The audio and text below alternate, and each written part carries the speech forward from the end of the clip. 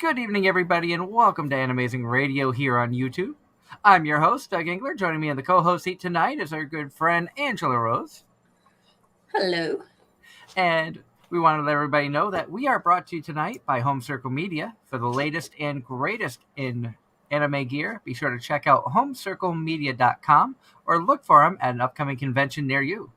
We're also brought to you tonight by Casey Fox. That's KAYCIFOXX. For all of your artwork, cosplay, and commission needs, be sure to check out Casey Fox on Facebook and Instagram. Tonight, we're missing Darren. Haven't been able to get a hold of him. Think he may have fallen asleep early. So, our resident Pokemon expert is not with us, unfortunately. Which, it is what it is. I'm going to shut this fan off behind me because I can hear it over the thing. Probably sounds better without it. And as everybody can see, we are joined by the Shiny Umbreon because Pokemon night, and I figured I'd pull a figure out of Pokemon. Because that's what we do.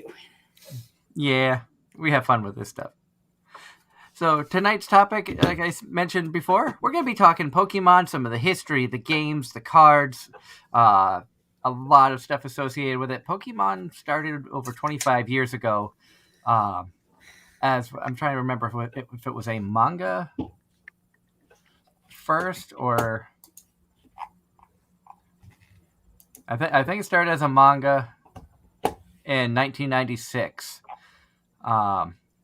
Original work was called Pocket Monsters Red and Green, and it was put out by Nintendo and eventually turned into the trading card game, the anime, and millions of wonderful Pokemon cards and games. And it started with 151 Pokemon was the original run of Pokemon, and now they're up over 800 or 1,000? I don't know. I lost Something count. like that. And it's crazy to think about how far Pokemon has come from back in '96, and that's cool. The fact that that there are still games in multiple media at this point speaks volumes. It does. Because there are kids today who are still playing the Pokemon trading card game who weren't even born when it was first released. And we feel bad because Darren is our Pokemon expert, and like I said, I don't know if he was just exhausted from a long work week. I haven't really heard from him at all today, so hopefully everything's okay. I even tried calling him shortly before the show, which usually works if he's asleep to wake him up, and it didn't. So hopefully everything's good, and hopefully he will be joining us soon. But like I said, tonight we are joined by our new part-time co-host, Angela. We're going to be doing our best to talk Pokemon as much as we can. We'll probably jump onto other subjects, especially where we have hit the winter 2022 season of anime, so a lot of new shows out there that we're excited about as well. And getting back on the subject of Pokemon, it still amazes me how such a simple concept of pocket monsters has grown so exponentially. And it makes you, like you said, Ange, kids today that are playing either Pokemon Go or the trading card game or some of the games on the Switch or other media weren't around when Pokemon started back in '96. And in '96, it didn't seem like it was that huge of a deal right off the bat. And then it just kind of caught fire and spread like crazy. And Mario is asking, how have you guys been? Aside from freezing cold, fantastic to answer that. Yes, it's we are good. Mario has missed a couple of the last shows, so it's great to see you back, Mario.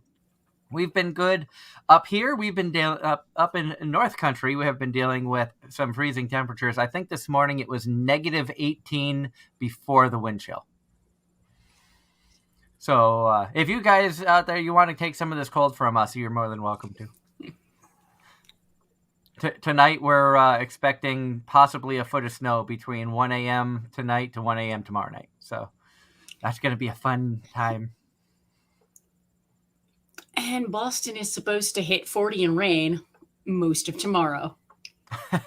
I'm not sure what the high temperature is for tomorrow. Right now we're sitting at 14, so it's a little bit warmer. And I do want to take a moment to thank my job, Riley Ford, for treating all of their employees to a wonderful night. They brought us to a casino about an hour and a half from here, and we had a wonderful dinner, spent the night at the hotel, did a little bit of gambling, ended up getting $300 from Riley Ford, which we turned into $2,100 on a slot machine. So that was amazing. So we are going to be looking at taking some of that money for Leanne, because she's the one who technically won the money on the machine she played. So she is taking some of the money to do some stuff for herself. We are planning on getting some more promotional materials and things like that for upcoming conventions. And we have a trip planned for a birthday trip planned for our oldest in March that we're going to use money for. So it's going to be a lot of fun. But I wanted to thank Riley Ford and Shazy for their generosity for a wonderful weekend that we had. And Mario says, "What? Meanwhile, it's 8 degrees over here." Yep. I went to work in 2-degree weather yesterday. But as I work at one of the greater Boston universities in the mailroom, not students moving into the dorms, so we were open to kind of help them get their stuff. So you had all the fun you could stand all weekend. Moving boxes, meeting some brand new people. All good.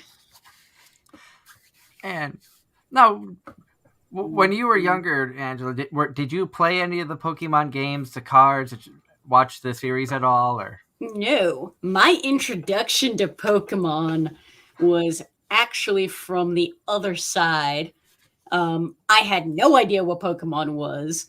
I was a 16-year-old working as a cashier in a Burger King, and we get a box. We get these toys that were promotional tie-ins for when the first Pokemon movie hit the States. And all I know is one Saturday morning, the line was out the door by 10:30 a.m. for the kids' meals, so that they could have these toys, and a case of toys that usually lasts about a week and a half ish lasted 4 hours. By about 2 p.m, we had a constant line that didn't go away, and we had to put a sign out on the door that said, we're out of Pokemon toys. And nobody really, like the managers, the owner, had no idea what this was. Did not understand why it was so popular, and it wouldn't be until many years later that I finally understood what this was and why it was so popular. And it's funny to think about how something so simple, just like, here we are, they just celebrated their 25th anniversary. We have some of the 25th anniversary cards for all the starter packs that we collected this year. We have some of the 20th anniversary stuff as well, still in boxes, some of the old plushies and stuff. And the value of the collector's cards is unbelievable, because I know if you have some of the first run collector's cards, I think there's one that's worth well into the multiple thousands. Yep. I kind of experienced that. No, I didn't play, but I knew people that did. And when I would be going to the game store weekly to play my card game, we saw all the Pokemon all the younger kids playing Pokemon for hours. And I remember one kid telling me how how much money he had spent on cards, and it was ridiculous. And I pulled up a little slideshow thing here of some of the most expensive Pokemon cards sold. Number 12 on this list was a EX Deox Gold Star Holo Rayquaza, number 107, sold for $45,100. That makes both zero sense to me, but at the same time, knowing how the secondary market works for collectible cards, that makes some level of sense if it was an extremely limited print. Number 11 on that list is a 1999 Japanese Tropical Mega Battle number 2 trainer card. That one sold for $50,300 on October 28th, 2020. Wow. In fact, I kind of want to pull that off into a separate list here. Let's see if we can pull this up. And window. There we go. So this is the trainer card here that sold for $50,300. This one was the Rayquaza that sold for $45,000.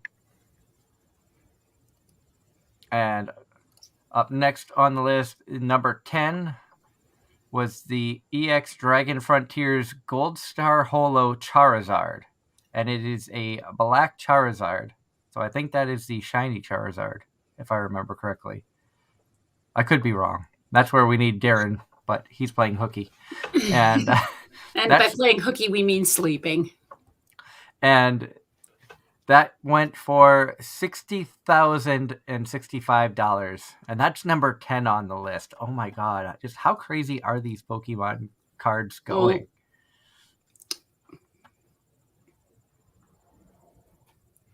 actually,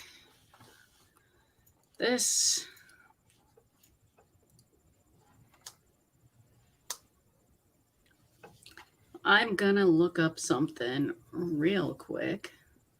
I will continue with the okay. most actual relevant news to this. I don't know if you saw the entertainment news.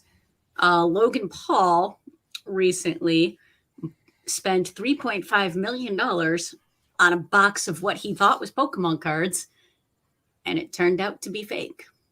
Ooh. That is crazy.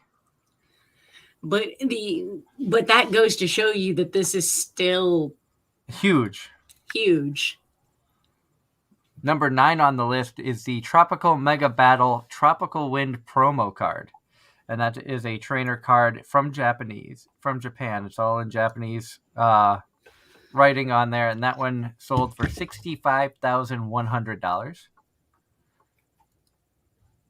Number 8 on the list was another promo card, 1998 Japanese promo card, Tamamushi University Magikarp Trophy.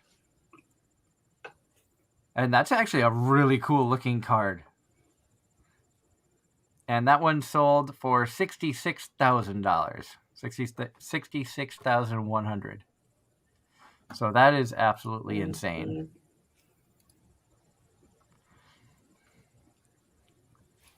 And up next on the list,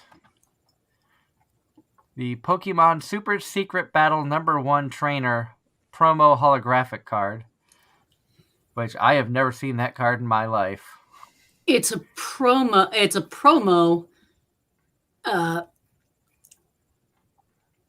Promos tended to be much more limited print runs. It said card was only given to an estimated 7 players in 1999. So if there's only 7 of those in existence, that goes to show you that collectors really want this stuff. and it sold for $90,000. Oh my god! For a trading card, that's amazing. And remember, they're only going up from here. And this one's a World Championship promo. Yep, this is a World Championships promo number 2 trainer. The cute picture of the Pikachu on there. And that one sold for $110,100. And that one said it's believed only 3 cards were actually given out in 2006 during a 3-day tournament held in California. Yep. Number 5 on the list is a Neogenesis first edition holographic Lugia. That looks epic. I won't lie. And I'm trying to see if it says how many of these were printed. It doesn't say it down here. It does not. This is a first edition, though, for what that's worth. Yep. This one sold for $144,300. Oh my god. Do you know how set we would be if we had one of these cards? Yup. We would have some really good equipment and we'd be traveling the country hitting cons. Me, I'd probably buy a house. Oh yeah. I'd have a house. Actually, I probably would get an RV first just to live in. Be like our friends over at Color World Books. What they did for a couple years, they sold their house and the whole family just traveled the country going from convention to convention. I think they hit like 50 to 52 conventions in a year selling books and other officially licensed anime goods. And that right there would be like the ultimate dream, to just be able to travel the country, go to conventions, table for AZR, do shows from all over the country, a different city every week. And this is a Japanese promo card. I love the art. The art on some of these cards is just amazing. It is. And it says this was a family event trophy Holo Kangaskhan. And this one sold for $150,100. Number 3 on the list is the Backless Blastoise commissioned presentation Galaxy Star hologram. So this was a 1998 commissioned. Says what never makes meant for public consumption. Yeah. As it was part of a test run made by Wizards of the Coast. And it was initially printed in 1998 before anything else was released here, and before anyone knew the franchise would explode the way that it did. And that was a $360,000 card. Yep. Oh my god. Mario saying the first time he heard about Pokemon was when the anime aired on Fox Kids. And Sharka says they still collect Pokemon cards. That is awesome. And hi, Sharka. It's great to see you in the chat room. So glad you can join us tonight. Sharka is one of our listeners who has appeared on the show, calling in a lot of times when we've had a lot of celebrity guests on. So it's great to see you in the chat room. Hello to everybody out there in the chat room. I hope you're having a wonderful weekend. It's a weird show tonight because Darren's not with us, who is our resident Pokemon expert. And we will yell at him at our meeting later during the week for skipping out on us. Number 2 on the list was the first edition Charizard holographic SGC Gold Label Pristine 10. And yeah, that 10 grade, that does not happen.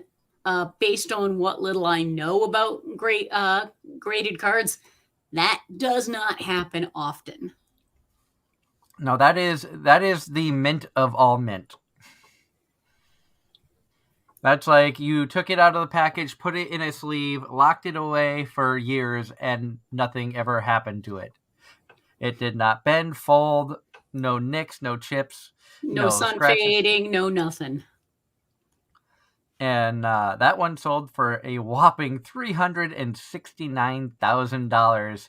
And that's just number 2 on the list. Holy crap. Yep.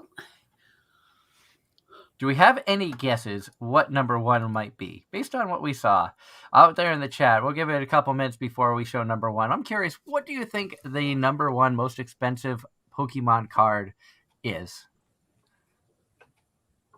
And like it still amazes me that, you know, Pokemon is still around after all this time. I never really got on the hype of the Pokemon train. I won't lie. I didn't really watch any of the shows. When I had a Game Boy, got the Pokemon games. I think I started with Pokemon Red, just because I got it because Red's my favorite color. No clue what I was doing. You know, just was like, oh, this seems like a fun, mindless game. Go around. I don't think I've ever completed a single Pokemon game, and I've owned a bunch of them, including Let's Go Eevee, Let's Go Pikachu, Pokemon Snap. I am excited about this new one coming out, though. I've heard I've heard from coworkers who do play the games that the trailers actually look really good. And it's Pokemon Legends Arceus. And from what I've heard, I believe this is a wide open world, like a free roaming Pokemon game where you can go anywhere. Kind of similar to the like Legend of Zelda, the newer ones have come out of that, where you have just go wherever you want to and experience different things. And Pokemon has kind of crossed that realm into other content. For example, for any of you Minecraft players out there, there is a realm that there is a, I don't know if it still exists, but at one point there was a realm where you had Pokemon and you could do Pokemon battles. There still exists because some of the YouTubers I watch have actually played the and streamed Pokemon, where they go and they collect different Pokemon. You can make Pokeballs. You can make the different berries that they eat. You can get any of them. A couple of years back, I watched Achievement Hunter do it. And it really looked kind of neat. I just don't have like a good anything good enough to play a roam like that right now. And then also for those more battle oriented, eventually I do not remember which version of Super Smash Brothers, but in one of them non-original ones, various Pokemon made it in, as well as Pokemon Trainer. So nobody in the chat wants to take a guess on what card is the most expensive. Which card is number 1 on this list? So let's take a look. The number 1 card is the 1998 Japanese promo card Holo Illustrator Pikachu PSA 7 NRMT. Now, that's near mint. Now, interesting that number 2 was a 10 and number 1 was only a 7. And says, however, this is a Japanese card, so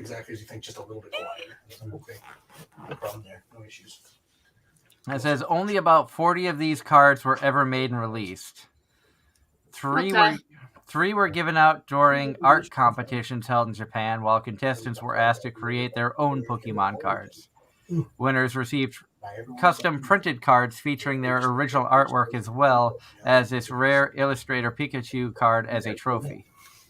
It's got a Wikipedia article about everything. So if you were lucky enough to get one of these, this card sold for $375,000 back in February of last year. It looks like a trainer, but it says something at the top. I think it says Illustrated. So that is remarkable. That, my God. Ready to it.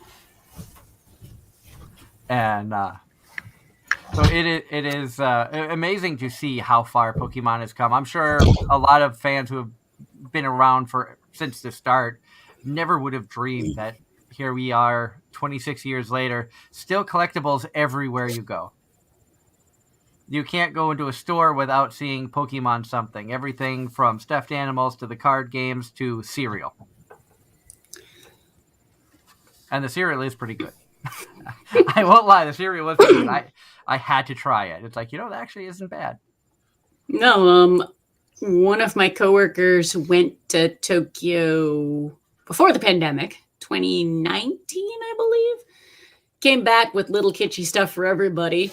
And my gift was a mechanical pencil from the Pokemon Center. That is pretty cool. I know, because isn't that like a Pokemon Land? They have like a theme park in Japan that's Pokemon based. I'm sure they do. The store, we did go in when I went in 2018. We did go in one of the Pokemon centers, and it was huge. And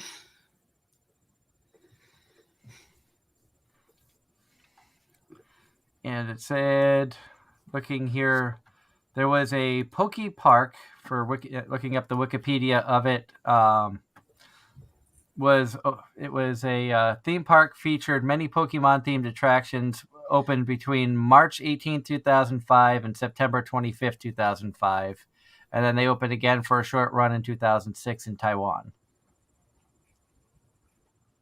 And then I also saw Universal Studios is planning on bringing Pokemon to its Japan theme park. And this was a October 6th, 2001 article saying that they are looking at bringing Pokemon themed attractions. I mean,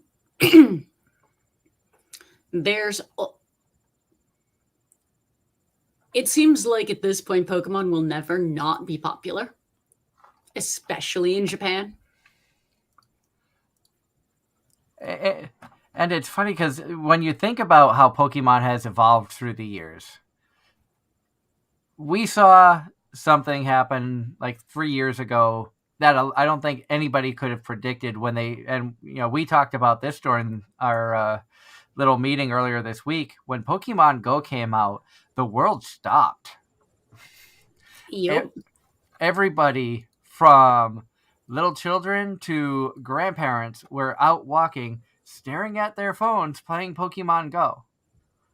And it was one of those rare times that seemed like everybody was happy. Everybody was interacting. It didn't matter who you were, where you were from, age, nothing. There was nothing that. The biggest argument you got was, oh man, I missed the Pikachu, but you got it. Or if you're that idiot in Boston that caused an accident on the highway because you stopped in the middle of I-95 to catch a Pikachu that popped up on your phone while driving. Really? I remember, as the one that drives, I remember in the early days of Pokemon Go, I remember I made my poor husband catch them for me. He ended up having to do them on both phones, so we both got them. Yeah, there were many a times that I made Leanne do that as well, and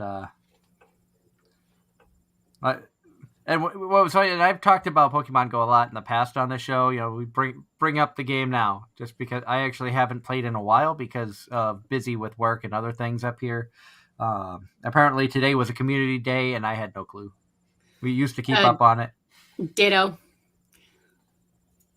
And it was really funny. I played it when it first came out, then didn't play it for quite some time, and apparently just the amount of changes and growth. And the kids at work were like, hey, you have an account, log back in, let's see what you have, because you played from day one when we didn't. And I was able to get my login information, had to reset my password. And then it was just, and then of course, we all sat there because this was July, and we all sat there adding each other as friends and trading Pokemon back and forth. And And then and our boss just kind of laughed at us all. And then during the pandemic, that kind of became his coping mechanism. Was he downloaded the game and he started playing with us. And I think everybody who played Pokemon Go has stories of, I was at work, this Pokemon appeared, and everybody ran outside to try to catch it. And on a college campus, there are so many people that play.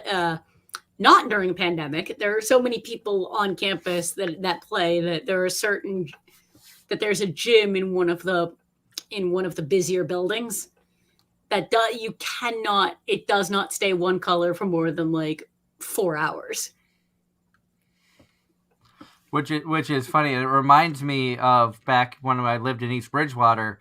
We had Bridgewater State University not far from us. Yep.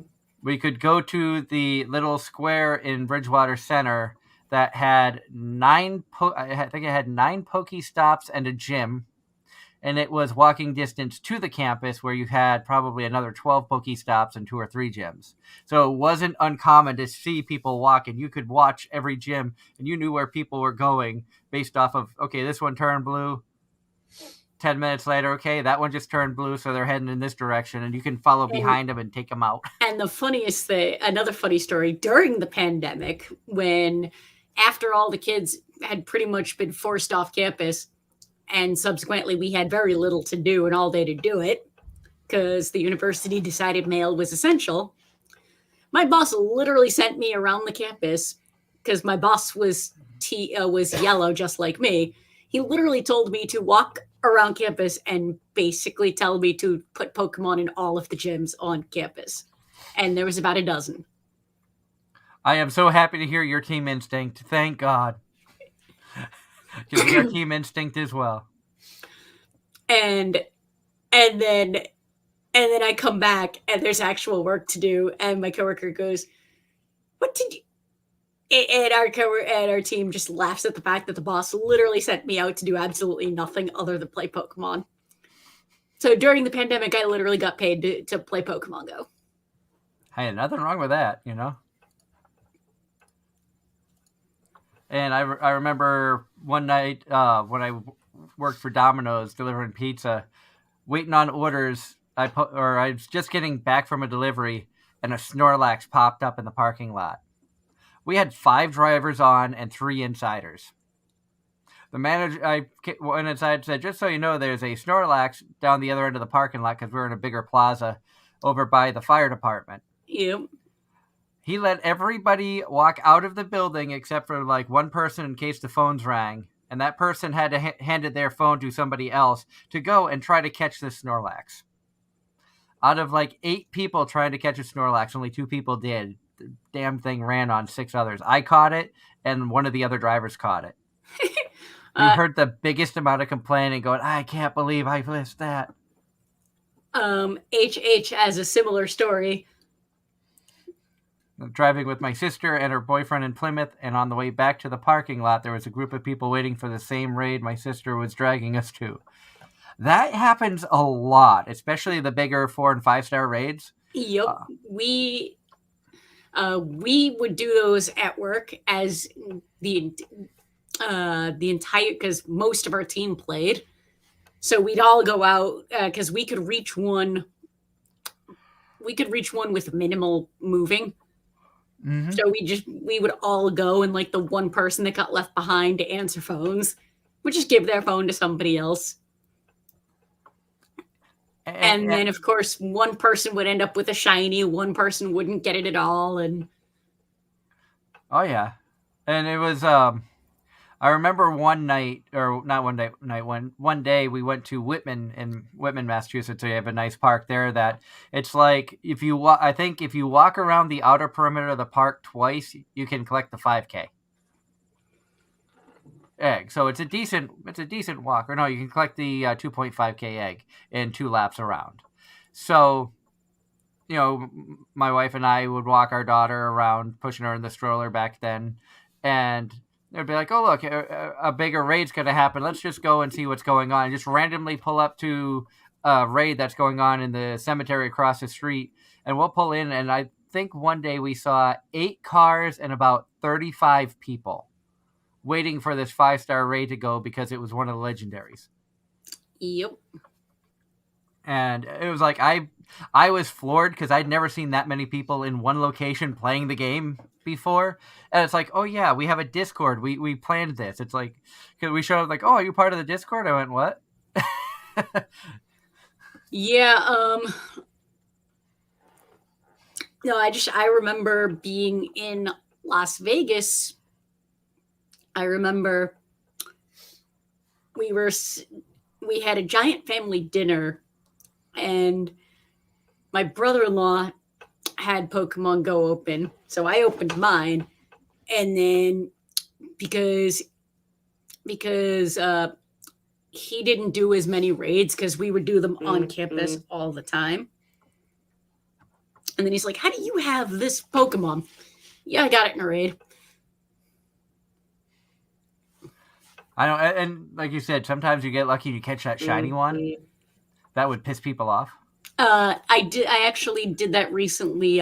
One day walking into work, I had Pokemon Go open, and I happened to get a shiny Snorlax walking from my car to my building. And my coworker was very not happy with me because she missed it. The crazy thing is, I didn't even know that Snorlaxes were shiny yet. I have been so out of the loop. The one that I actually got into a argument with another Pokemon Go player was the Houndour. Because I caught a shiny Houndour, which he said didn't exist until I showed him the picture. And at that point, he shut up. Yep. I'm like, there it is. I caught a shiny Houndour. He goes, they don't exist. I went, well, here it is. He's like, how? And I said, I don't know. It was just a random wild catch. And yep. Come on, open. I'm not moving. Why are you? What?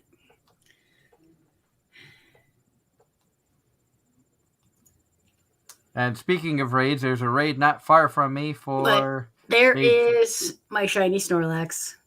Oh, that's awesome. And speaking of raids, we got that right down the road from me. And that's a 3-star. I'm like, I don't think I can beat that. I don't think there's anybody else trying to fight it, so... I would have to use a remote raid pass because it's far enough away that I can't reach it because it's like around the corner down the street. Nope, the only raid near me is a Clink, which I have many of. And Timothy says, for any who care, 40 degrees in Florida. Going back to our it's freaking cold up here discussion earlier. Yep.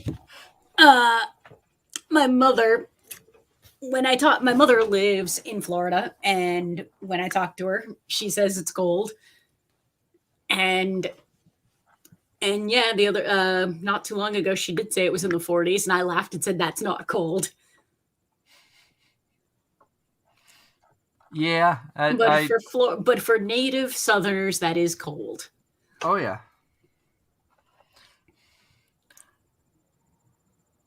The rumor of the seizure-inducing franchise. I think he's referring. I think there was a Pokemon episode that had some. I think I remember hearing something about that, where there was an episode where I think there was a lot of flashing lights that caused kids to have seizures, and they actually had to pull the episode off the airwaves. Ah. Now they just give trigger warnings. Let's see here. It was I think it was a Porygon episode. Let me see here. According to avclub.com, where I found something about this, trying to see where it says, December 16th of, I think it was 97, 55% of the kindergarten, elementary, and middle school age children in Tokyo's district were tuning into the Pokemon on Tuesday evenings. That night at 6:30 local time, more than 37 TV stations aired the 38th episode of Pokemon Dino Seshi Porygon, translated as either Electric Soldier Pokemon or Cyber Soldier Pokemon. The episode follows Ash, Misty, Brock, and Pikachu as they venture into the Pokeball transfer system in search of Porygon, a digital Pokemon that has been kidnapped by Team Rocket in an attempt to steal other trainers' Pokemon from inside cyberspace. 21 minutes into the episode, Pikachu launches a Thunderbolt attack against anti-computer virus vaccine missiles, and they collide in midair, setting off red and blue lights quickly flashing for a strobe-like effect called Paka Paka. Almost immediately, parents began calling for ambulances.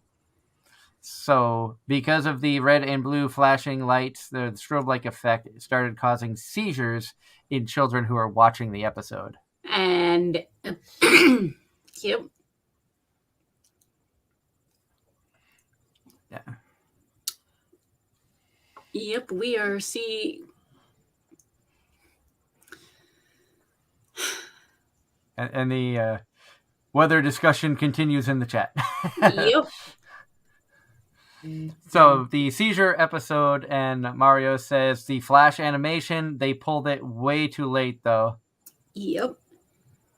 And a lot of kids were and the sent white, to the hospital. I don't know what the background they're talking about with the background, but it might be the screensaver on my TV. It could be. Because we have an Apple TV and it went to screensaver mode. But yes. So it's it's amazing to think, like I mentioned earlier, it's amazing to think how far Pokemon has come. Like we have, we were young when Pokemon came out. I was graduating high school in '96 when it came out, so I was a little bit old for this children's cartoon that's coming out, and it was definitely marketed as, because this is also back before the, also in the, when boys things and girls things was still distinctive, before the gender neutral renaissance, if you will. And so I was, in 1996, I was a female just starting high school, so I was definitely not anywhere near their target audience. And I think Pokemon, like it said in Japan, was generally targeted the elementary, kindergarten, middle school aged students. So when it came to the US, that's where they put the market out. So us being older, we were like, okay, I'm not gonna be around. I wasn't there to pay attention. And anybody have any idea how old Ash Ketchum is? I've heard around 15 to 17 years old. I heard 10. I've heard 10. But that's I don't actually know that. Ash Ketchum is 10 years old. He was 10 when he began his journey, and now more than 20 years later, he is still 10 years old. And Mario's agreeing with us. So, he has never aged, even though, it's crazy to think, okay, Pokemon's been around 26 years, which means technically Ash would be 36 years old and probably look like Professor Oak, but, and Brock still hasn't found anybody because he can't open his eyes. And I'm going to get some crap for that one. HH. I thought he was 12. The age that all children become adults and can travel the country alone. I think that's poking fun at Japanese culture. I will actually agree with that, because after having Charlie Brown eat your heart out. And Mario's commenting on my dig at Brock for never opening his eyes, saying, I never understood the thing with Brock and his eyes, because Brock always was. I don't know. It's just funny to think. I have watched multiple Pokemon games being played. I mean, Pokemon has evolved so far that there's a Pokemon Cafe mobile game that my coworker plays daily. That's interesting. There are so many Pokemon games out there.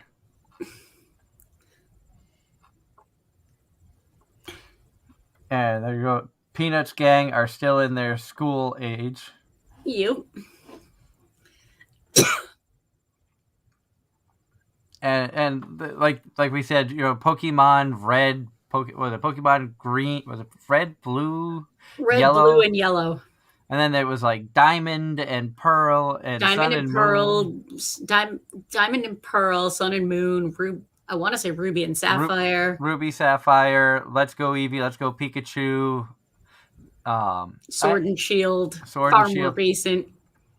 And Pokemon Snap, which the game itself was kind of fun because Leanne had gotten it because she had the original for the DS, and seeing it on the Switch and trying to instead of throwing Pokeballs, you're trying to get photographs and you get judged on how good of a photograph it is for action or whatnot. It's kind of neat to try to time it while you're moving to get good photos. And for any aspiring photographers out there, it probably wouldn't be a bad thing to play to get some practice getting action shots of things moving. And Timothy's comment is not actually wrong. They seem to come out with a new variation every time it kind of dies out to keep interest. There are times I almost wonder, is the market too saturated? But then I see so many people playing, it's like, That's a good question, because with all the Pokemon merchandise that's out there, and you can't go anywhere, like I said earlier, without seeing something Pokemon. We have a Pokemon Lego Eevee I built. And I've seen the Pikachu version of it. You've got, plushies like this one. You've got figures. You have the collectibles from the fast food, McDonald's, Burger King, who had the collectibles that they put out. And then you've got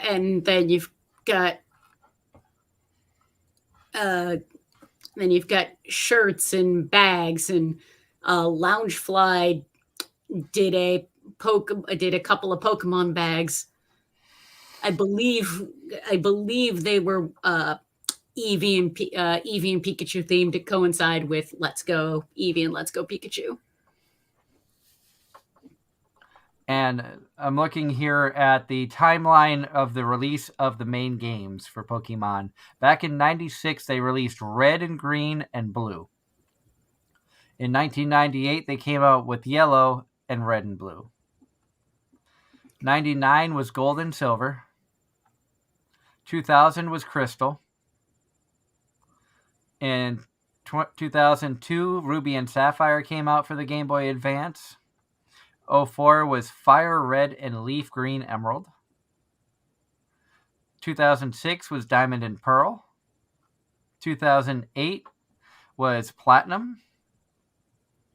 Heart Gold and Soul Silver came out in 2009. That's when they switched over to the Nintendo DS from the Nintendo Game Boy. Black and White in 2010. Black 2 and White 2 in 2012. X and Y in 2013. Omega Ruby and Alpha Sapphire came out in 2014. 2016 was Sun and Moon. 2017, Ultra Sun and Ultra Moon. So when you got bored playing Sun and Moon, you went Ultra. 2018, Let's Go Pikachu and Let's Go Eevee. Sword and Shield came out in 2019. 2021 came Brilliant Diamond, and Shining Pearl. So a third version of Diamond and Pearl, I believe that is, or is that the second? I'm sorry, that's the second. I was thinking, so they had 2 Ruby and Sapphire versions and 2 Diamond and Pearl versions. And then 3 Sun and Moon. And 3 Sun and Moon. And then coming out in 12 days is Legends, the Pokemon Legends Arceus. And Snap is not on that list. Yeah, Pokemon Snap is not on that list, which is surprising. And that was taken off of the Pokemon Wikipedia list of Pokemon video games. I wonder if they're not counting Snap because it's not a traditional Pokemon game. Possibly. And it all started with the Game Boy. I'm also surprised they haven't tried to remake X and Y. I don't think X and Y was a very popular series, which is why they didn't. Although the X and Y cards are unbelievable. That's some of the best cards that I've seen.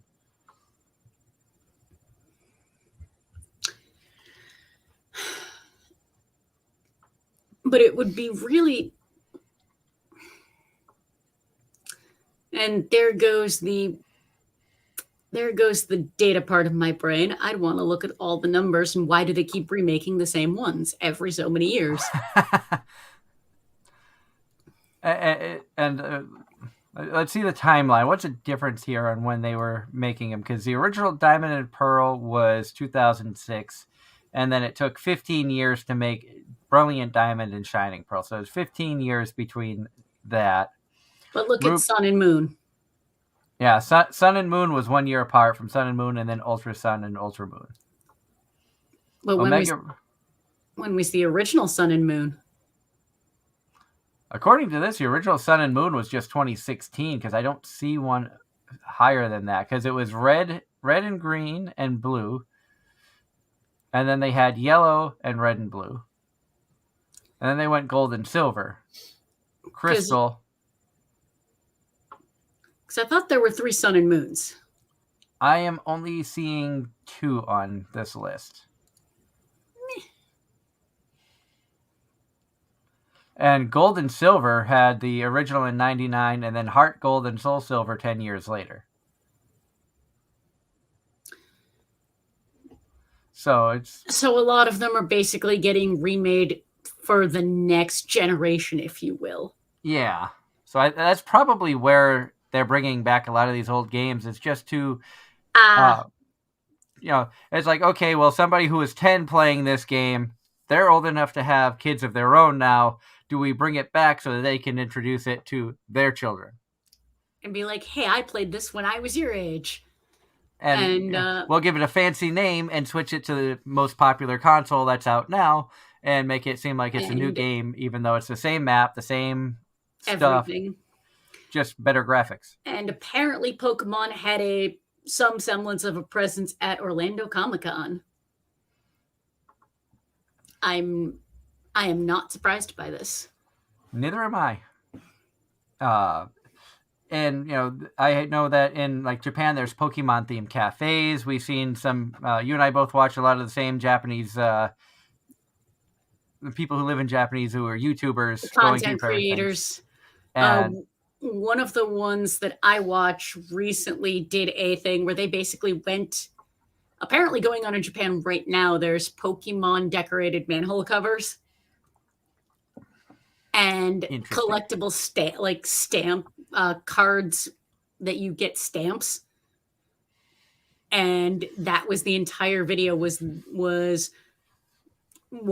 2 girls, women, running around North Japan trying to find these manhole covers. I can see that ending badly by them getting run over by somebody on a bike or a small car. No, it was just gold. But that's kind of funny. But, it's a creative way, again, of getting people outside and exercising. Which, if you can figure out, and that was what we were talking about with the Pokemon Go, is amazing to see so many people out. I remember one night we went to a big park in Massachusetts. It was little bit south of Boston. I forget what the name of the park was, but we got there just before the sun went down. And I kid you not, this is no exaggeration. There was at least 100 people in this park, all playing Pokemon Go as the sun went down. And you had to be careful because if you used, the incense to attract Pokemon, you're going to get Pokemon other people aren't. So you'd hear somebody yell, "I have a Pikachu," and you'd see it was like herding cattle. 50 people run to this one area just to find out the guy had an incense running, and it was only to him. Pikachu wasn't really there. Fun fact about Florida. There are some shopping malls that made it off limits for Pokemon Go. I can see why, because so many, like when Pokemon Go came out, they took a lot of landmarks. So you had, and there was, I'm trying to remember, I think there was a big stink because some hospitals were either Pokemon gyms or Pokestops, fire departments, police stations, churches, libraries, any national monument had something. Anything that had historical, precedents. The house I used to live in before we moved into our current location was almost directly across the street from an abandoned church. That abandoned church was a gym that we could reach from our front door. And it was crazy to see where like you could go for a drive and be like, "Oh, there's a Pokestop up ahead." Ooh. Oh, church. Oh, look, there goes this, there goes that. And we have more comments. HH. I knew exactly which one you were looking at when you said, "Ooh." I have an emulator on my phone where I still play Emerald, or used to. I forgot about it for a little while, but at least this way I can unlock the promotional content. That is pretty cool. And it's crazy to think how, Pokemon Go brought so many people together. And then eventually the police showed up and said, after dark, the park closes, so you can't be here. Because we were planning on going back the next week with friggin', the glow necklaces and just having a great time for a couple hours playing Pokemon Go. And the police put a stop to that, sadly.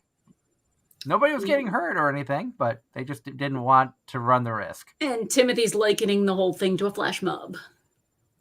And that was in reference, I'm sure, to the 50 people running to one area because of a Pikachu. Probably. Which, I laugh because it was many a times that it would be like, you always got proud when you could find a specific Pokemon.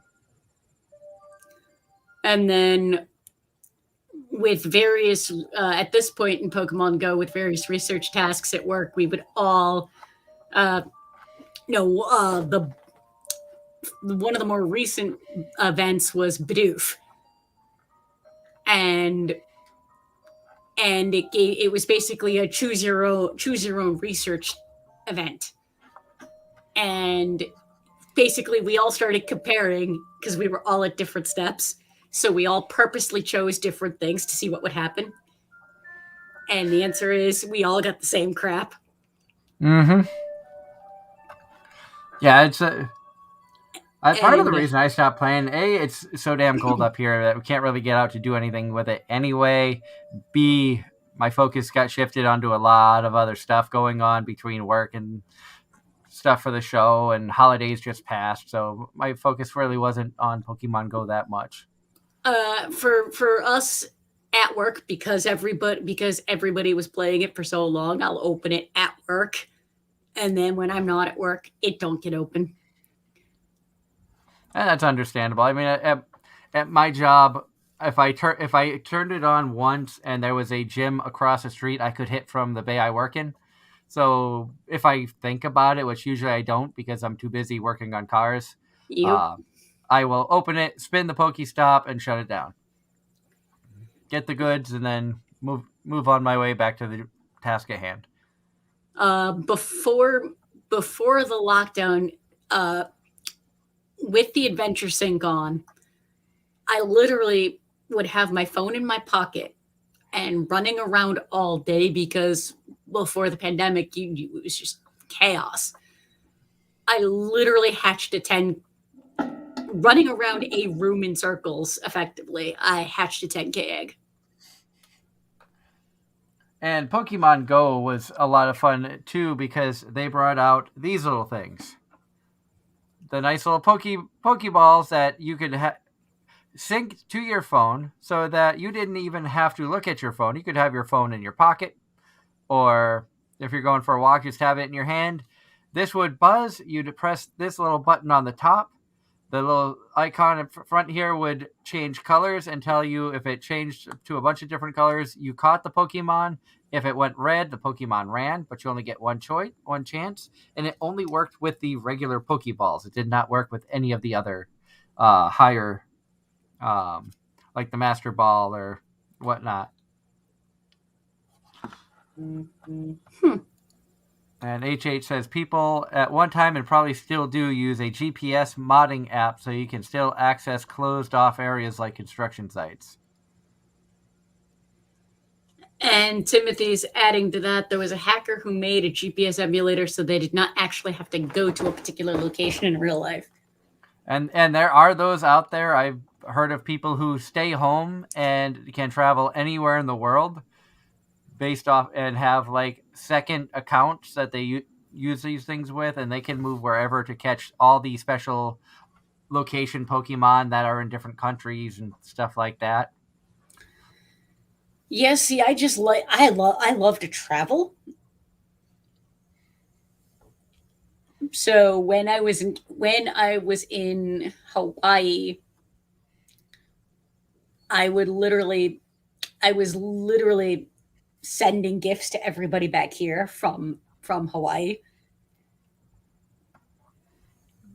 And then did the same thing when I went to Canada. And here I am. I'm excited. But I was like, "Oh, look! I got an egg at Hershey Park in Pennsylvania." That is pretty cool. And I know we had gone at the Evanescence concert that I brought my wife to, and Angela and her husband had gone to that as well. We never actually ran into each other there, and we didn't know that each other were going. Yep, the one in Mansfield. And I have pictures of a Pikachu with sunglasses, and a hat, like pretending he's up on stage with the photo parts of Pokemon Go.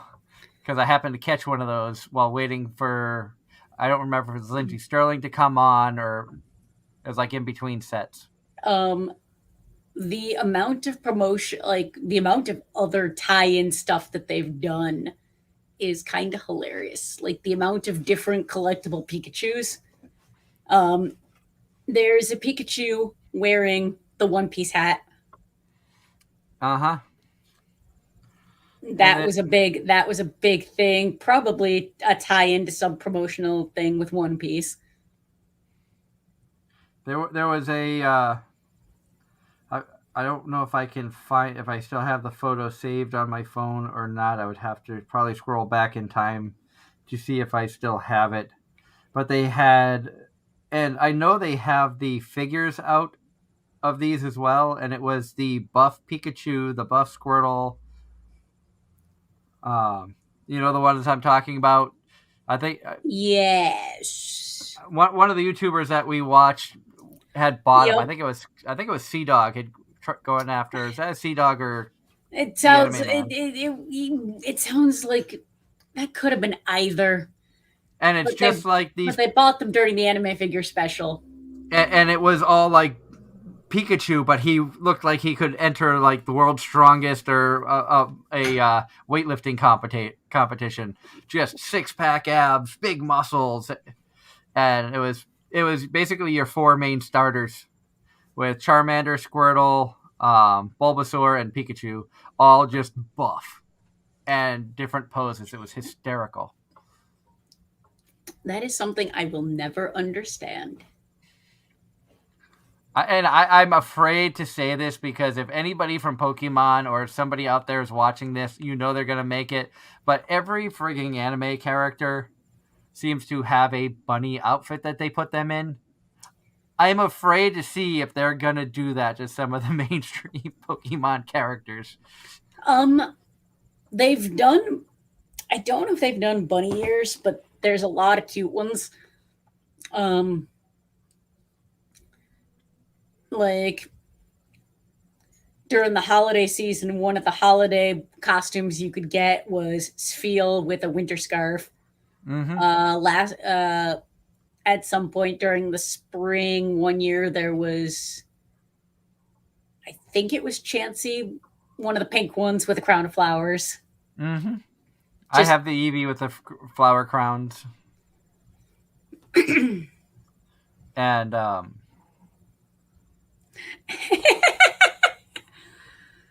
all the voices they had to play Pikachu, they went with Ryan Reynolds. Yeah, that's referring to the movie of Detective Pikachu, and that's something we hadn't even touched on. Is all the movies that came out, not just the TV shows, but so many movie spin-offs and stuff that have come out. Only Detective Pikachu. Yep. And it's crazy to see how far it's gone, and it's still so popular. Well, I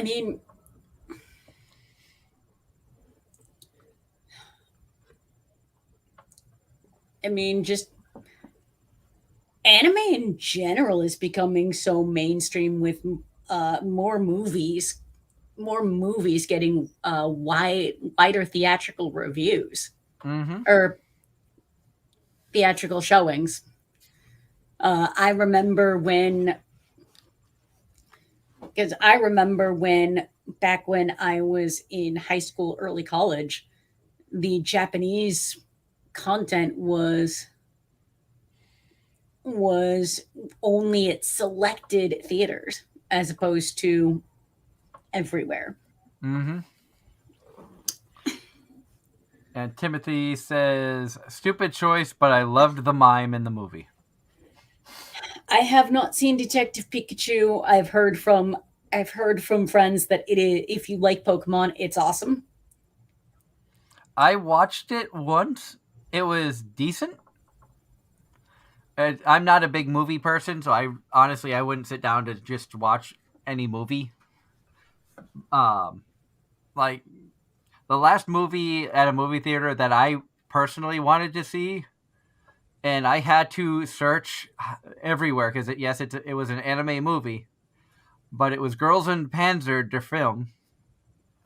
And I found it in a little theater in Boston in like a back alley. Like I'm walking to this thing going, where the hell am I? Am I going to get mugged or something? Because this is really sketchy. And it was this little hole in the wall theater.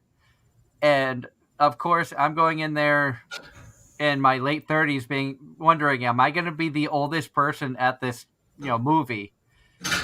Thank God I wasn't. There was a gentleman in there that was a World War II vet who loved the series because he used to drive the tanks that appear in the movie. And to talk with him a little bit, and he was 80 something, I don't remember. And oh God, he was just like, this was, and to hear them fire those tanks off in a theater atmosphere and the sound system and stuff was absolutely Leanne wouldn't go with me because she didn't like the series.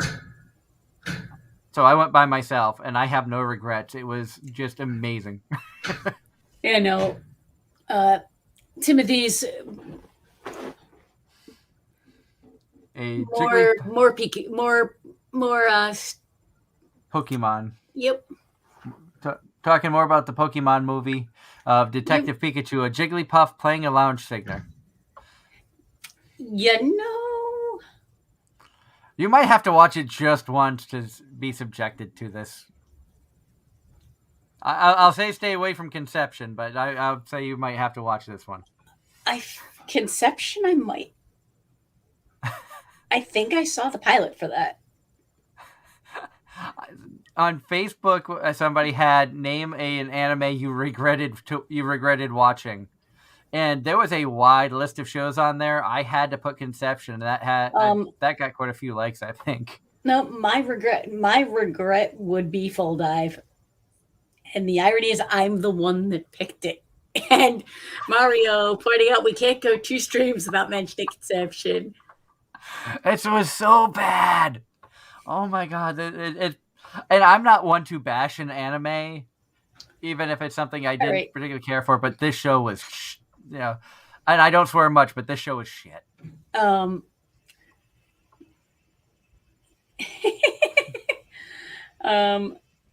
Conception, not insection. Inception, however, was a good movie. And Interspecies Reviewers was a good show. So Back on have you started watching any of the new season anime yet? I have started watching a couple of shows. Let me pull up Funimation here because there was now one of the shows Leanne and I are planning on watching together. We haven't had a chance to yet, but My Dress Up Darling, we are going to watch that together. Yay! How a Realist Hero Rebuilt the Kingdom. I thought it was a season 2 as a continuation of season 1. I watched the first 2 episodes of that. Or like the episode 13 and 14 of that, I should say, which I really love that series. Watched the first episode of She Professed Herself Pupil of the Wise Man. I watched 1 episode and I have no idea what's going on with it or if I'm going to continue it past 3 episodes. I'm hoping it picks up. The only ones we have watched so far is Attack on Titan, which I have the new episode dropped today and I haven't watched today, so I'm 1 episode behind on that. I love that series, so it's good. And we also watched the first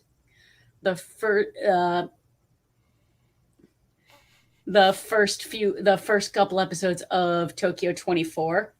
That is shaping up to be really good. And HH said, I liked Full Dive, but yes, it is bad. It was, and it's the irony is I'm the one that picked it because the description, the title, I was sold, and it was bad. Yeah.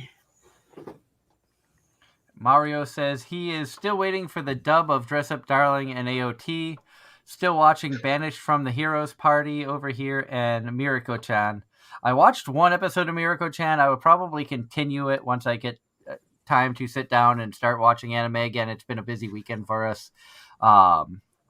It's kind of a freaky anime based on like the ghosts, the way that they make these spirits appear to her.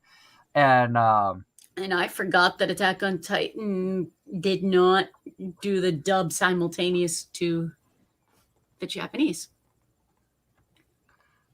And so it's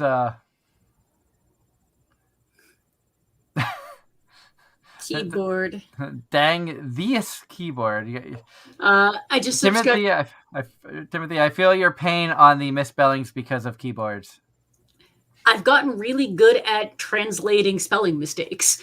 So have I. I make a million of them. So, but apparently there's decent anime on Hulu.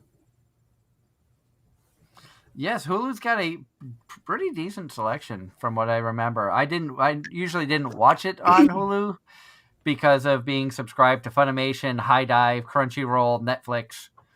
So Hulu was like the last case of a place I would look for anime. But between Crunchy, Funimation, and Netflix, I feel like I almost have too many options. And that's cutting out a good portion of the Sentai Filmworks titles. And Sentai has some really good stuff. I will say that I have gotten my wife to start watching To Love Ru, which I didn't realize turned 10 years old this year. And she really got a kick out of that. And that's saying a few anime I watched in the original version with the dubs, and some are almost totally different stories. And Mario saying Crunchyroll seems to have the most anime. Uh,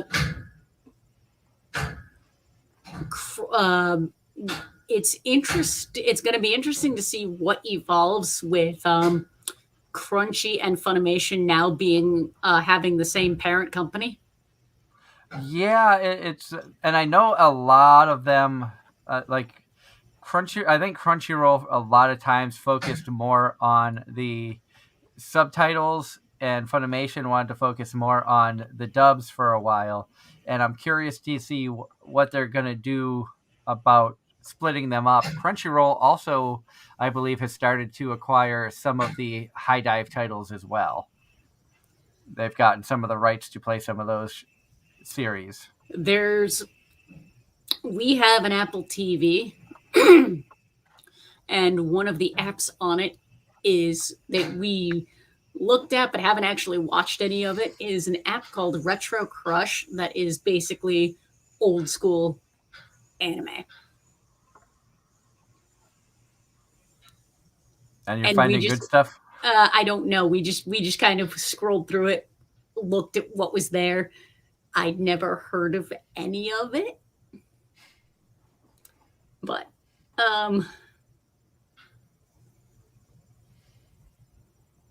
Retro Crush is good. Support it. That's what Mario says. Yep. Warner. Okay. Warren Media. Warren Media. I believe he's saying Warner Media. Yeah, Warner Media. And AT&T Timothy's bought saying, them, but is now trying to sell them. Further up, we've got Timothy commenting that every once in a while he finds an anime that is totally fan service. Yikes. And I will say this right now: I like my fan service animes. I'm a DJ. That's okay, but there are some really good ones. They have their place. Some every now and again you get a gem, but most of them are just TNA. Cringe. Yep. But High School DxD, and this is one that I will say you have to get past the fan service, which is really overdone in DxD at some points, but the storyline and character development from season 1 through season 4 is unbelievable. And Timothy's I'm surprised Rooster Teeth still seems to be putting out new content. Very true. Genlock season 2 recently ended, and that is a Rooster Teeth production on HBO Max, and so good. And let's see, Rooster Teeth, what do they have here for anime? It is Ruby and Genlock. They also did some other animated stuff, more like your Saturday morning cartoons. Some were good, some were okay. I didn't really keep up with anything other than Ruby and Genlock. Oh, Timothy saying about the fan service. It didn't say I disliked it, just getting surprised as to how graphic they can go now. Which we used to have a little segment on the show that Darren did called "I Can't Believe It's Not Hentai," talking about series that tiptoe that fine line between anime and porn. And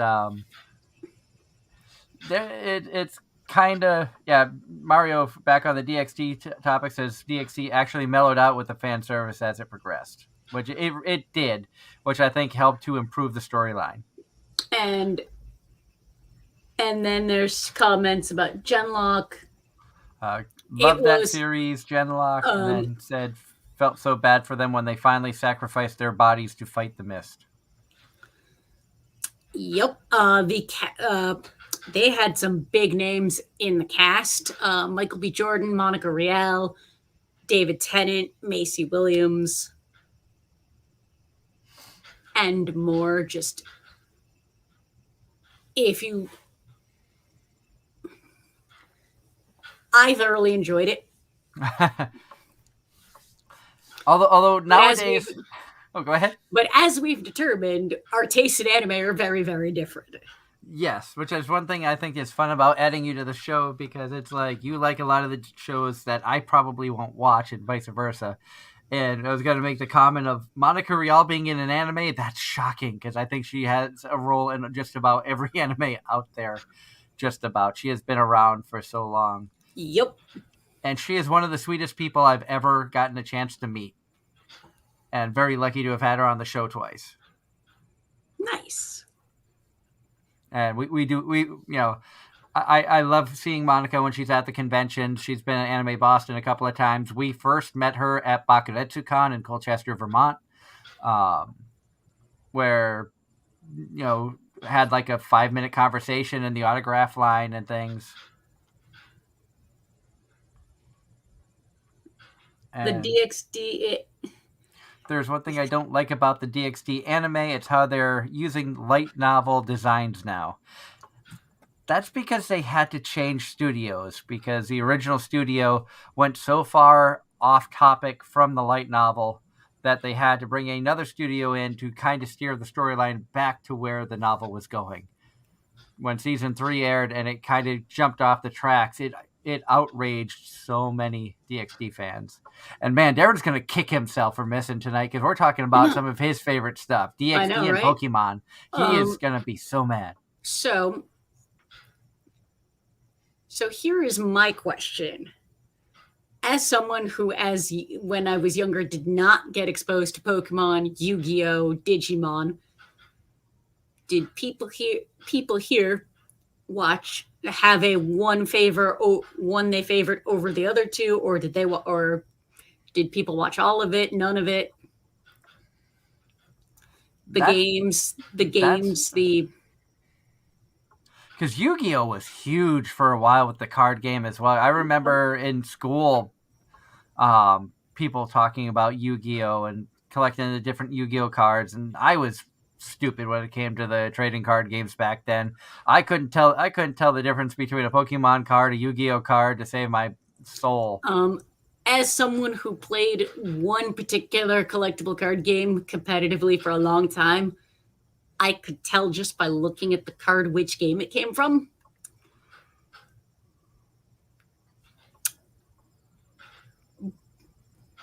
But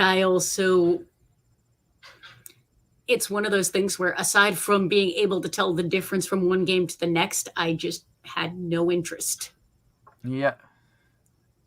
And some of the, isn't Yu-Gi-Oh still going on with the trading cards as well? I believe so. I know Pokemon is. I think Yu-Gi-Oh is. Pokemon is, because one of my good friends, his son plays Pokemon, the card game, and his son's like 11. Yeah. Our 9-year-old doesn't play the game, but she collects the cards. So, like, for Christmas, she got a ton of Pokemon stuff, which made her day. She was excited.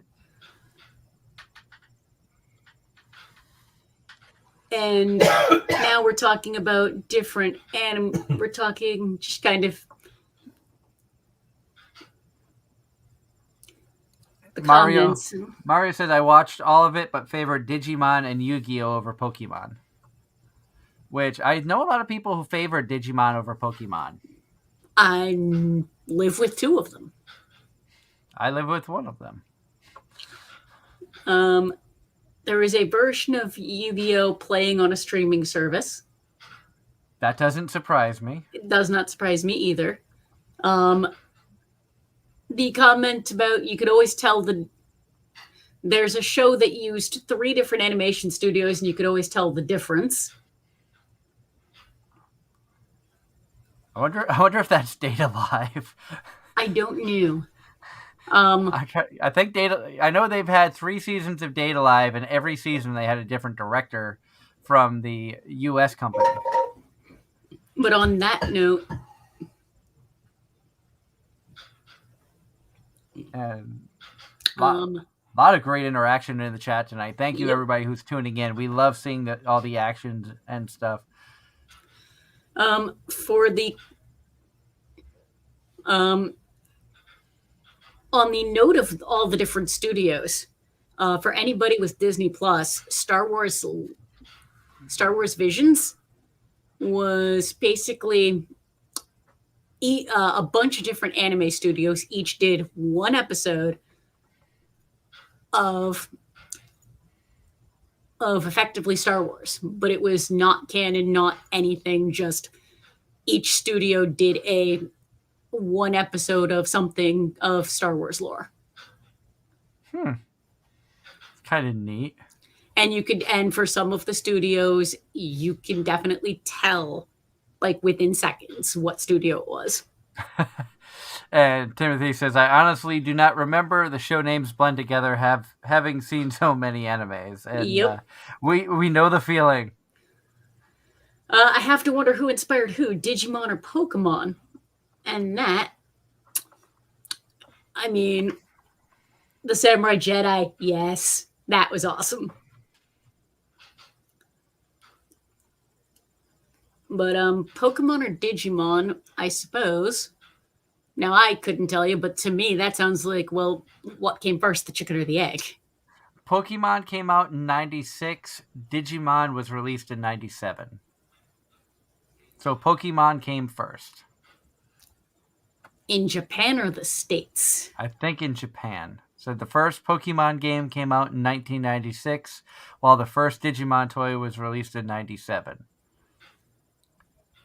Though Digimon takes ideas from Tamagotchi's digital pet concept, the idea of raising magical monster creatures' stats and battling them out with other similar creatures is straight out of Pokemon. Oh, God. And Mario's commenting with Data Live. You can just tell by looking. At Kotori and Toka.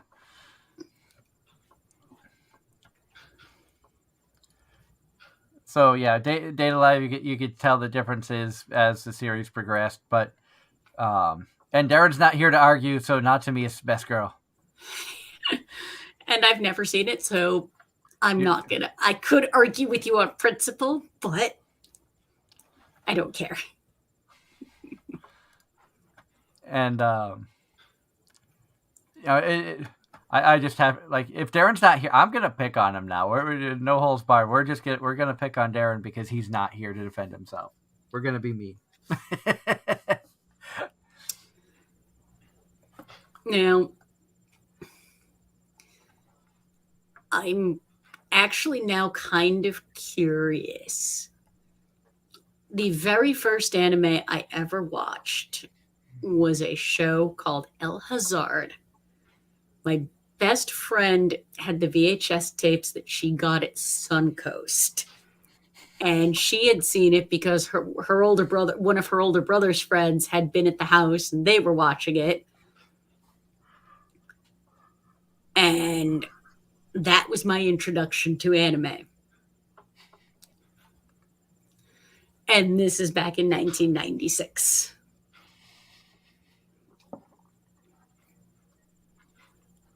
Insert wicked evil grin here. My introduction to anime was hanging out with friends of mine where we would play penny poker. We would play Texas Hold'em poker using pennies and change.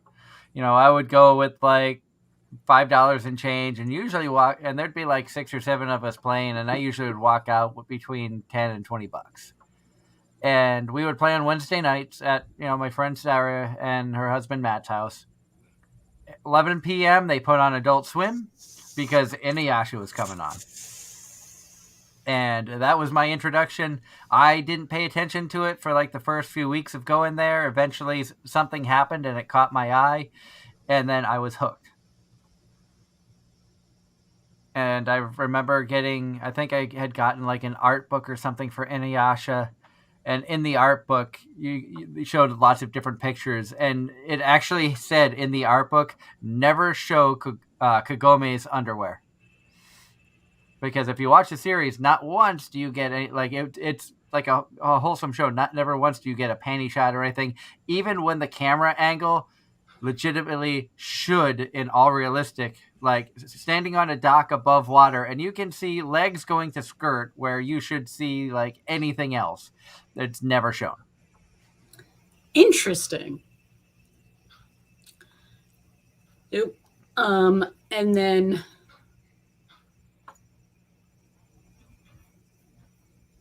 that was a classic series, and I don't think it ever had a definitive end.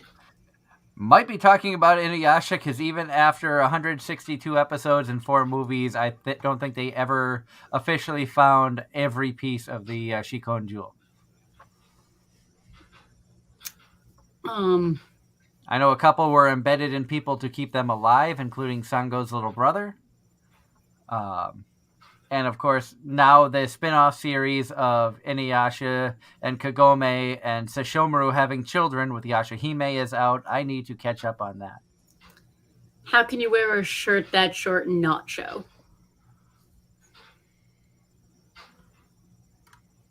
Yep.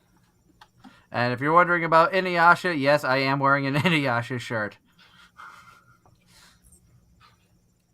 Not even knowing we were going to be talking Inuyasha tonight, but I wore this to the casino. I'm classy. Last night I was wearing a toilet-bound Hanako shirt that was mint green, and today it's Inuyasha. Representing the otaku everywhere. She shakes her head in disbelief. Yeah, we're classy. Let's go to a casino and wear anime gear. It was really fun. And my Rimuru Tempest hat, from Slime. The, just when it's always interesting. At the end of the year, I spent quite literally 36 hours out of state. My time in Florida was spent at Epcot Center's World Showcase and wandering through the shops in Japan, and the amount of anime merch overall was just, it blew my mind because I hadn't been there since I hadn't been to Disney in almost 20 years at that point. And it was how mainstream anime is. Like at World Showcase, there was an exhibit dedicated to Ghibli. Mm-hmm. And just the amount of merch from various anime you could buy, it just kind of blew my mind. And when you want to talk about how mainstream anime is getting, I mean, there was a time where you couldn't find anime anything without having to look at specific collectors magazines to try to get Japanese copies of shonen, or hoping that, or going to your video stores and hoping that they could special order specific things for you. And now you go to Walmart, Target, any of these, big box stores, you walk into the toy section and you've got Pokemon and Yu-Gi-Oh! And all this collectible stuff. You go to electronics and you've got all these anime-based video games, everything from Demon Slayer to Attack on Titan to... And in Barnes & Noble, there's an entire section dedicated to manga when it used to be like one shelf. It's now its own section. And even I saw in Target the other day, I saw they actually started to carry it wasn't Figma figures, but they were figures of My Hero Academia characters. You had pop figures from a bunch of different animes that were on the shelves that were Target exclusives and stuff. So it's crazy to think how mainstream and how much you can find this stuff everywhere. Newbury Comics is another kind of evolution. One of my friends, not from this area, she had come up to Boston and we were wandering around the Haymarket area, and Newbury Comics, what's that? Oh, it's a pop culture store. And she'd never heard of it, so we wander in, and she's got 4 kids, and just seeing the anime section, which is again a very new thing. A fairly new thing. She's like, "Oh my god, this is the exact box set I tried to order my daughter for Christmas, and it's cheaper here than it was on this website." And I believe it was Tokyo Ghoul. Mm-hmm.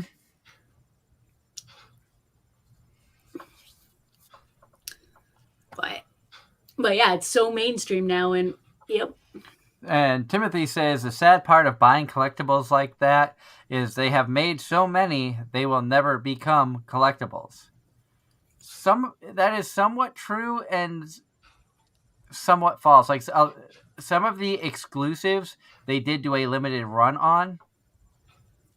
And when you're talking about collectibles, and we're planning on doing a show discussing finding the right collectibles, where to go, how to differentiate authentic from the crap bootleg. aftermarket bootleg stuff. But one thing that we've discovered is like and I'm going to use Nendroids. Some people love them, some people hate them. But we have Nendroids on our shelf. Yes, they're out of box because I like to display them out of the box, little setup and things like that. We do still have the boxes and everything, but we bought that. One of them we bought at like $67, and it's now valued over $150 because it's a one-time run that you're not going to find because it wasn't a popular series. Like New Game, we have Alba and Hifumi. It wasn't a popular series. Those figures went up in price. Senko went up in price because you're not going to see a lot of those figures. You're not going to see another run of those. And Maria's saying, Timothy says Japan animation studios are getting annoyed at American cancel culture groups trying to meddle with their intellectual properties. Which I can understand that. It's one of those things. American cancel culture in and of itself is ridiculous. And I could go on a lengthy rant about that. I won't, but I can. That gets into, there was an anime YouTuber who did reviews, had over 100 of his videos basically taken down by YouTube, or demonetized or taken down by YouTube because the studio decided that it was copyright. And it's ridiculous as to the cancel culture and stuff. And a lot of it stems from, why are you making a big deal over something that doesn't affect you? Oh, computer. And we have more new comments. From HH, down in my area, we have nothing in terms of comics and collectibles. Had to go to Salem during Halloween to realize these places still do exist. And HH, if I remember correctly, is down near the Cape area in Massachusetts. Which I don't know if there's anything down Hyannis Way or things like that. I know there's some stores in the South Shore area, but I don't know if they're very good. And I know I've made a shout out many times before to one of our favorite local anime shops, and we don't get any perks for doing this. We're just really good friends. So if you're ever in the Essex, Vermont area, check out Black Knight Anime Games and More. They have an amazing collection. A lot of the figures I have bought recently have been from them. Supporting a local business. The owner used to run Bakuretsu-Con, which is how we first met them. And once they got a physical building that they have been doing, they are probably a 45 minute ride, including a boat ride for us to get there. So, and Mario's, Japan copyright laws are kind of stupid. It is. It is. It's very.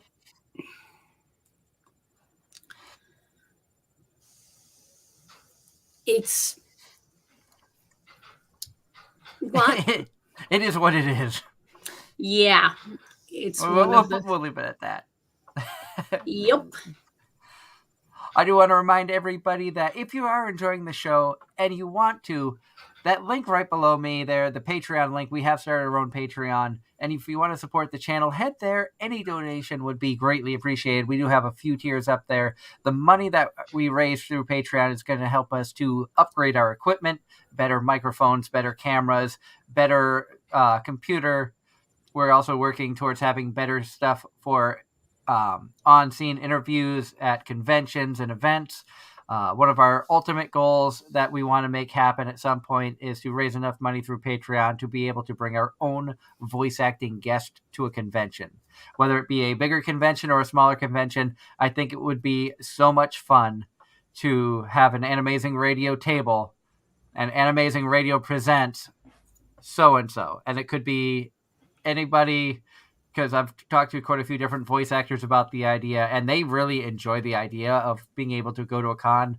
And if it's at no extra cost to the convention, it would be a win-win for everybody. And we've talked to people, from everybody from like Anthony Bowling, who's well established, to up-and-comers like Macy Ann Johnson, who's never been to a convention in her life. Would love to go. So it's the faster that we can hit some of these goals, the quicker that we can try to make a lot of this stuff a reality.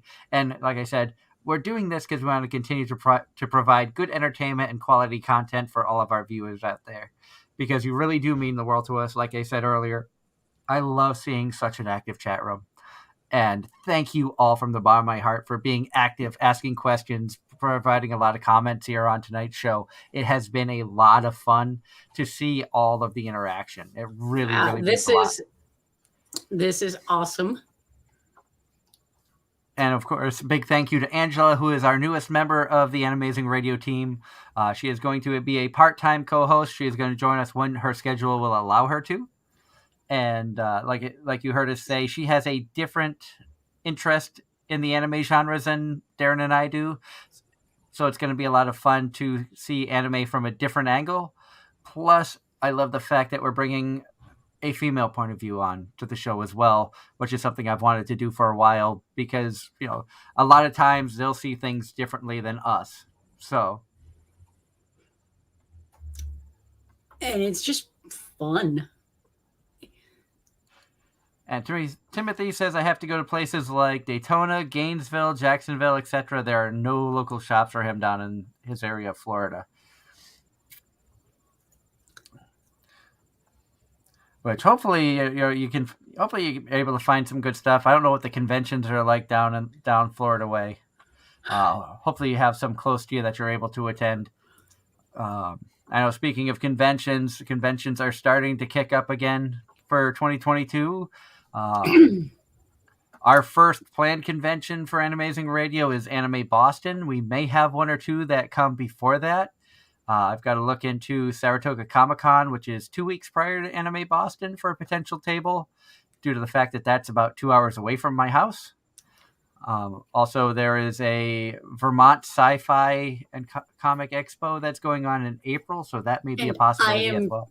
I saw that post, and I am disappointed because that's the same weekend as PAX East, and I'm already committed to PAX East because that's Boston and that is home.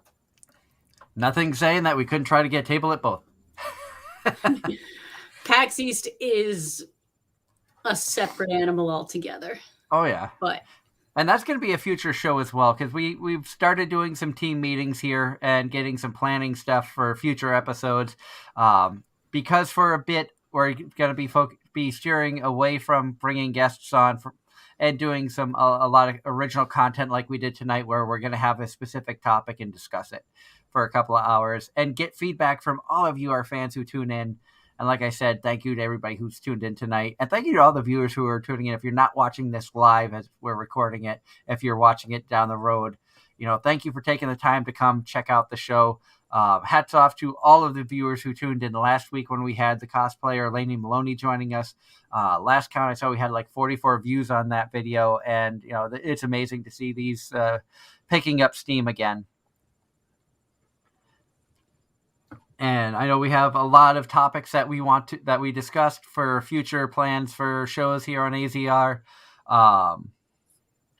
And we're always looking for more ideas. If you guys out there watching us tonight, if you have ideas of topics you'd like to see us talk about, certain shows, certain genres, post it to us on the Facebook page. Interact with us. And that's at facebook.com/Anime-Zing Radio. Be sure to like there. Of course, if you're new to our channel here on YouTube, hit that subscribe button. We want to hit 500 subscribers by the end of the year. When we hit 200 subscribers, we're going to do a giveaway where one lucky subscriber will get to sit in the guest co-host seat for a future voice actor interview. And we love giving that away. We've had many people we've brought on to be a guest co-host for voice actors, and it's always so much fun to see the interaction between fans and some of their favorite voice actors. And Timothy says that I usually see the replay when I miss the live show. And you have a Facebook? Well, we've had a Facebook for quite a few years. I am just really bad at promotion. And yes and no. Facebook is dying. Some people are steering away from it, going more towards Instagram or Twitter. And I don't understand. And TikTok. I don't understand that stuff, so I stay with what I know. Instagram is owned by Facebook. Ah, okay. But yes, we can set all that up. But for anybody who does use Facebook, we've been posting some anime content on there.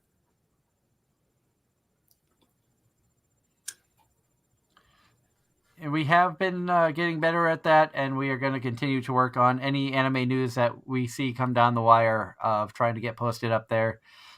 Definitely looking forward to seeing what comes down the road for the upcoming season. I know that we have a lot of shows for winter 2022 that we are excited about. You're going to hear us talk more about these shows as we watch them. Warning, we may have spoilers that come out. And for some of these shows. Nope.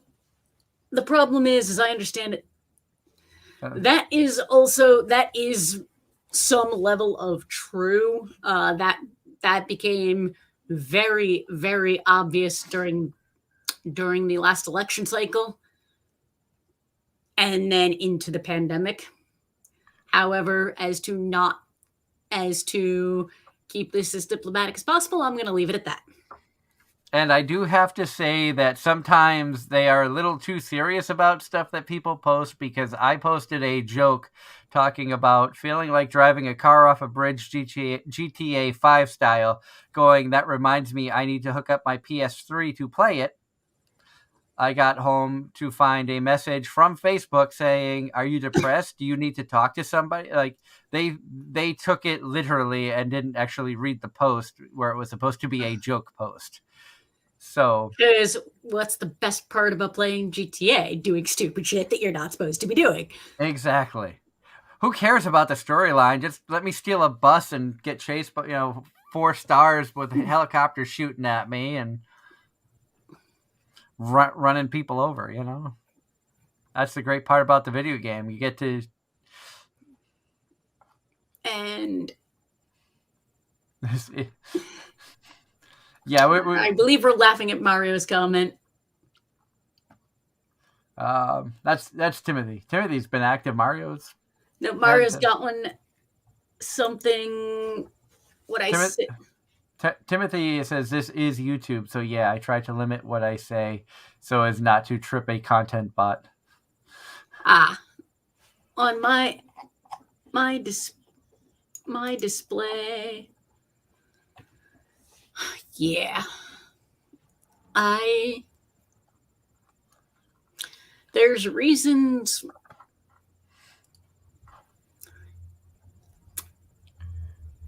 And looking through. Oh, finally I find an anime that I thought was coming out last season. Apparently, Crunchyroll has it, that we had talked about in the upcoming. I think it was supposed to come out last season, and it got pushed back to this season. But World's End Harem was a show that we had talked about, and I kind of wanted to check out. And so apparently, it's on Crunchyroll, even though I went looking there and couldn't find anything. Yes, Crunchy's search function we had issues with last week. And Mario's comment, I have been known to get a little rambunctious. Yeah, if I'm not careful, I can run my mouth and get myself into trouble. And if we do end up having a 18+ show where all gloves are off, that could be a lot of fun. Yes. Mario says he's still here. Yep. And we love you, Mario. Thank you for being a supporter of the show for so many years, and it was so much fun to have you be a part of quite a few episodes, especially knowing you are an international viewer, and I know the time is different where you're at, so thank you so much. Someday, I will meet you in person. We just got to get Mario over to the States. Well, I'll be in Europe at the end of the year. Yeah. So you may have a chance to meet Mario before I do.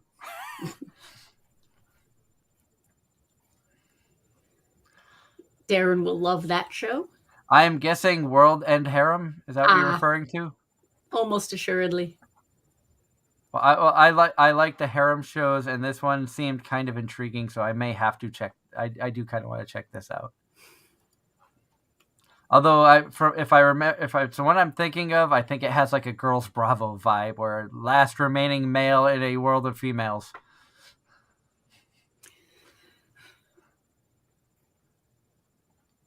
To some people, that sounds like a dream. Others, it sounds like a nightmare.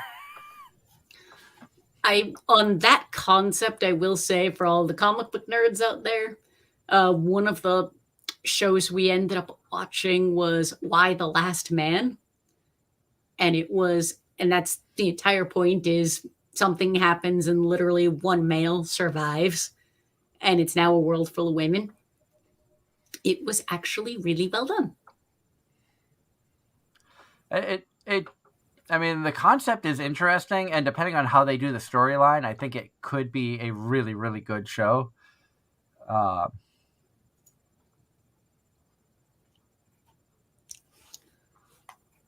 Mario says, dang it, I was going to be in Texas soon. Unfortunately, none of us are in Texas. Originally, my husband and I were going to be in London and Paris next month. However, due to the state of the world, that got pushed back, and because of our jobs, we are looking to go in at the end of October instead. And hopefully, by then things will have calmed down and you will be able to make your trip. That's the hope. And I can hear the train. So if you hear the train in the background, I apologize. It's a block and a half from my house. And the city I live in has 4 railroad crossings back to back to back to back. So we hear this a lot, which to me, it's fine. I love trains. So that's music to my ears. To some people, they might not like it. Whereas I live right down the street from a police station and a hospital, so if you ever hear sirens,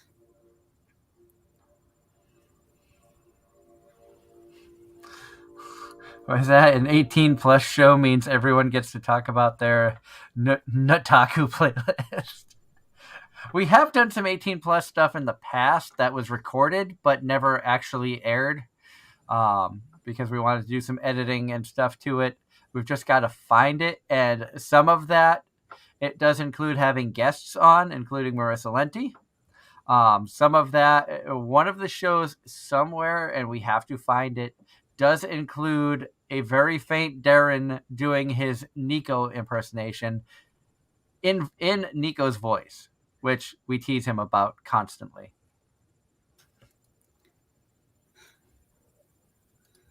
Mario says, yeah, please don't try coming here. It's a nightmare. You spend more time getting papers in order than actually traveling.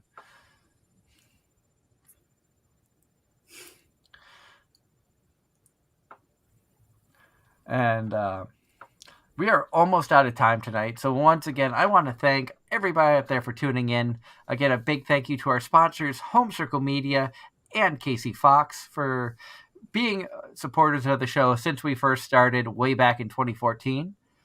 Again, if you are enjoying our shows and you want to show your support, head over to patreon.com/Anime-Zing Radio. The link is right down there. And donate whatever you feel comfortable donating, whether it's $1, whether it's some of the higher tiers. We would love you for doing that. Really the support and the love that we've gotten from the show through these past 8 years. And I know we've moved 3 times from Hazy Radio to Blog Talk and now here on YouTube, which if I was smart, I would have just figured out how to get on YouTube, 8 years ago and skipped all the hype. But really a big thank you to everybody who has stayed with us through all of our moves, who have supported us for so long, whether you've been here for all 8 years or this is your first show. Thank you for tuning in tonight. Of course, a big thank you to Angela for coming on as our new guest co-host, a new member of the show. Thank you. Y'all are awesome. And Timothy says, Jesus went by fast. Some of these shows go by really, really quickly. And yep. I like that. And Mario said, or somebody said something about surrounding the Pokemon craze that's lasted over 25 years. Timothy says, Anime-Zing Radio, 104 subscribers. This week we talk about Pokemon, the history, games, anime, cards, and more surrounding the Pokemon craze that's lasted over 25 years, which we are currently at, we're up to 4. Oh, we've gained 2 subscribers since the last time I looked. We're up to 104 subscribers. So remember, hit that subscribe button. Help support the channel. Hit the like button. It lets YouTube know that these are good videos and helps promote it to new potential viewers. And again, thank you so much. Next week, we don't know exactly which topic we're going to touch on. The first thing we're going to do is we're going to give Darren a hard time for missing his own show. Exactly. We're going to give him crap, and we're not going to let him talk about... I think next week we are going to ban Darren from talking about DxD or Pokemon, since we touched on both of those. And maybe even Data Live, because we know how much he loves Nightmare. So we're definitely gonna give him some flack for missing the show that we based around his interests. And I hope you guys in the chat room want to join in on the picking on him, because that'll be so much fun. But until next week, I hope everybody has a wonderful week. Stay safe out there.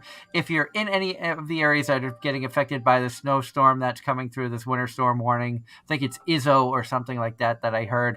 Stay safe, stay warm, have a wonderful week. Until next week, enjoy anime, and we'll see you right back again here on Anime-Zing Radio on YouTube.